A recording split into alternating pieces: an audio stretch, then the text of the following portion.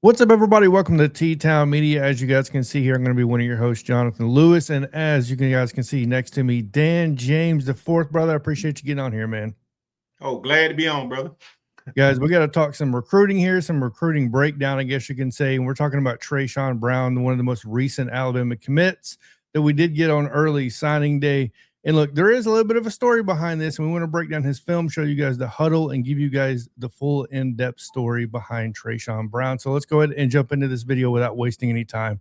Traeshawn Brown is a running back, part of the 2026 recruiting class out of Huntsville, Texas, plays for Huntsville High School, which is a 6A power program. Guys, this is not some 1, 2, or 3A school, right? He plays against serious competition here.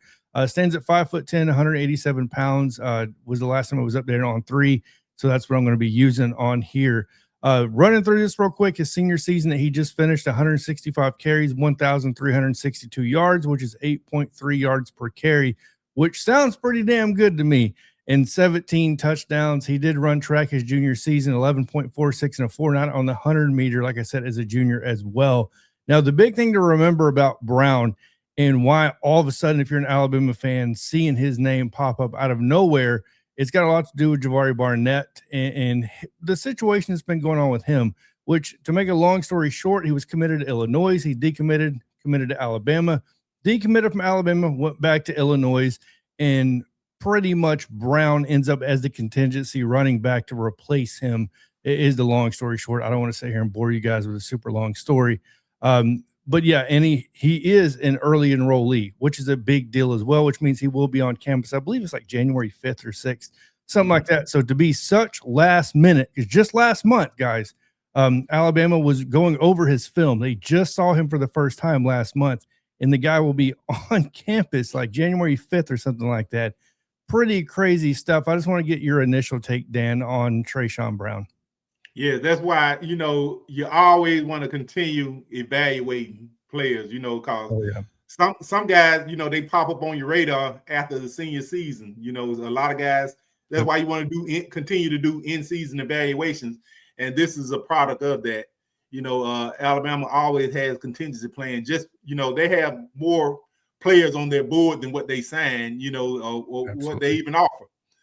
So like some guys, when the running back room was full, they still, kept evaluating running back position. They had a lot of guys that they continued to evaluate that they liked. And, so, should we lose some guys or something happen, we have someone in place. And that's why this was able to move so fast. Courtney Morgan and company, they're always building relationships, behind the scenes. And this is just an example of that. Yeah, no doubt. So we're going to jump into this huddle and watch this. Dan hasn't got a chance to really watch it. I got to dig into it a little bit. So let's go ahead and start off by watching this huddle. And we'll just give our takes as we go through this. One of the biggest attributes to me is his footwork inside, really when he gets in between those tackles, in those guards. Yes, I like it. And I like his lateral movement, his ability to bounce outside, and his decisiveness with his cuts. That's one thing that stood out from the and he has a burst, like you see right there. So yes, he definitely, has the tools. And, anytime you can get a player like this at the value, you take it, and I'm pretty sure he doesn't cost as much as a Jahvari Barnett would, but you're getting a great value in a player like this, and it doesn't hurt the fact that he's a, early enrollee. So that's going to be big, and so he brings, a different skill set to the running back room. So you see right there, he's very elusive, and he's very decisive with his cuts, and he's hard to bring down. You got to like that 5'9" right now, 185 pounds, you say. So, I think he'll get up around, 210, once he get on campus, go through the 4th quarter program, which is big, with them coming on, getting on campus early in January. So, there's something, we can be really excited about as an Alabama fan. Yeah. And once again, if you really watch his footwork, and like you said, he's definitely, he can be that one cut decisive runner. He can be patient at times. actually on this one. And his escapability, like you said, one guy's not going to take him down. Right. There's one of them on here where he just makes the cut back inside. I believe it's coming up here in a little bit. It's just unbelievable. You really get to see his footwork, how he almost uses what I call a surf technique, where he's kind of scooting his feet beside each other to find that hole. And just like you said, he'll burst up into it. Because I feel like a lot of these guys, they kind of get pegged. You know what I mean? It's like putting, we'll say a circle into a square hole or whatever you want to say with it. And by the way, he does have hands. As you guys can see here, this is going to be a catch. By saying he's just going to out-athlete everybody. In other words, he's just going to try to attack the edge, right, and just be the bigger, faster, stronger guy. Whereas you can see here, like, no, that's not really what he tries to do here. He's really decisive. I believe this is it right here. You can really see him kind of scoot along. I mean, once he finds – look at that. Man, the footwork is insane to me. Yes. Inside the hole. It's one thing to have the footwork when you have nothing around you in space. But to sit there and be able to do that when you're in between players like this, to me, is just extremely impressive. Right. And you say that's 6A ball in Texas. So, that's high competition level. Yeah. He's not playing, like I said, he's not playing low competition. He definitely has that Ashton Genty look when it comes to almost standing straight up. Yeah. But, I mean, once again, that's not necessarily a bad thing. It doesn't tip where he's going like a lot of these guys bending over does. Yeah, like he's almost standing straight up, but he does get his pad level down when he does get the ball. And just running through. Now, look, I'm not discounting the bowling ball comments because he definitely has that as well. Yeah, he's falling forward. Yeah, he's definitely doing that. Look, his acceleration, though, man. Wow. It's unreal. He definitely has that 11.46 speed. Right. Yeah, and I've seen him outrun some angles, early in the film. So yeah, I really like it. A lot to be impressed and excited about. Ooh, look at this, man. Oh. The kid's a beast. He's a 3-star. I don't know if I even mentioned that earlier, but he is a 3-star. I'll be honest with you, I'm kind of surprised that he's a 3-star. I believe he was ranked around 49th as far as running back positions in the country. So around 49, 50, depending on which website you look at. Once again, look at his feet. Oh my, it's a thing of beauty to me. Yeah. Yeah. And he was Boise State's to have, Boise State. Let me tell you, man, they know how to evaluate running backs. Yeah, Ashton Genty, go ask him, and a multitude of others. We've already seen it, not just him.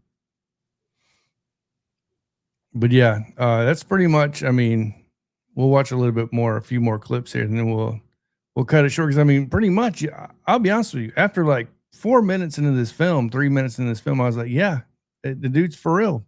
Yeah. And he also loved the left side of his offensive line. Oh, yeah. Running over the ref almost. You're not arm tackling. Yeah. There's one thing about it. Look at that. Yeah. You're not arm tackling them. Yeah. Definitely got to give kudos to Robert Gillespie, who helped find this kid. Definitely talk to him, gain that relationship with him. I know that was a big piece of this. Actually, one who was going through that process with Boise State. There was a multitude of other programs that started coming on to him as well. Look at that. about a week prior to committing to Alabama. But definitely shout out to Robert Gillespie, the running back coach for Alabama, on getting his kids shored up and getting him in Tuscaloosa. Because I know he did want 2 running backs in this class. Obviously, having Xavier Crowell, the high-profile guy.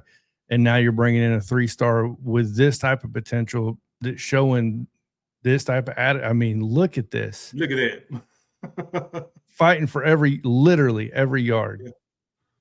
Man. Good stuff. Last one here, and we'll stop it. Got hands too. I mean, we saw one earlier, tracking the ball, touchdown. I mean, wow. we could sit here and do this really all day with him. But when it comes down to it, Traeshawn Brown to Alabama, obviously at the very last minute. I know this is days after early signing day finished, which I believe it finished on the 5th of December, so 4 days after. But I wanted to make sure to get on here and create something for Traeshawn Brown. Giving him a shout out, giving Robert Glepsy a shout out, Courtney Morgan, all those guys involved, getting him into Tuscaloosa, getting him right through the evaluation process. But most importantly, getting him to be an early enrollee that quick is almost impossible, guys. I don't think people understand that process either. That's quite a lengthy process of getting this guy as basically going from, can you graduate early? Yeah, I possibly can do it. Working with it, he said, working with his guidance counselor, with his coaches, working with Robert Glepsy, with the administration over there in Tuscaloosa to say, yeah, we can get you in there by beginning of January. I mean, that's definitely some impressive stuff. And all that was contingent upon the offer as well. So, you know, Alabama does his homework. Yeah, and like you said, yeah, that definitely was contingent upon this because they wanted him in there as an early enrollee. Because look at how much of this class, I believe this makes 20 or 21 as early enrollees for this class. Dan, I remember when it was like you were lucky to get 5 as early enrollees, like lucky to get 5. Now we're getting 20. That's insane. Crazy. So, any last words about Traeshawn before we get off here? Man, a lot to love. I'm seeing, you know, a cross between TJ Yeldon and Josh Jacobs. Ooh, man. I see both. Yeah.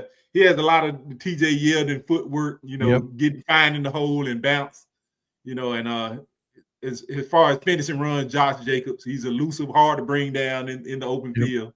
So yeah, I like that about him. Definitely agree with those comps as well. So with that being said, guys, appreciate you guys getting on here, watching today's video. Make sure to leave in the comment section what you guys think about Traeshawn Brown. All the info, does huddle and all that stuff will be in the description below as well. Other than that, everybody have a good day. And as always, Dan, roll down tide. Roll tide.